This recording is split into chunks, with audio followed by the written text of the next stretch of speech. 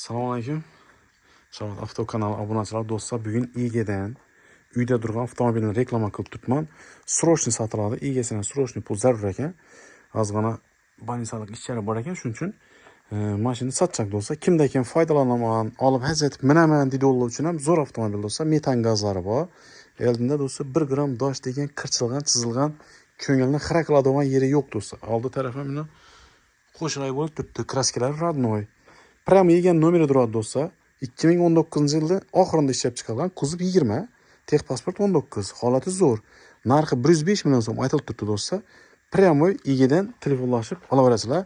Telefon ursangiz o'zi tushuntirib beradi. Holati zo'r. 69 ming kilometr yurgan ekan do'stlar. Metan gazlari bor.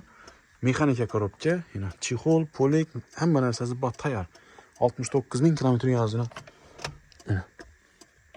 69 ming kilometr turibdi. Xullas, holati zo'r, kraskalari родной. Bemalol ko'rishingiz mumkin. Uyda turgan avtomobil. Srochniy sotiladi. Kimga kerak bo'lsa do'stlar, aloqaga chiqamiz. Mokriy svet desa ham bo'ladi buni. Zo'r svetda, holati zo'r. Prama egadan telefonlashib, galishib olaverasizlar. Like ni bosamiz, kommentariyada o'z fikringizni qoldiramiz do'stlar.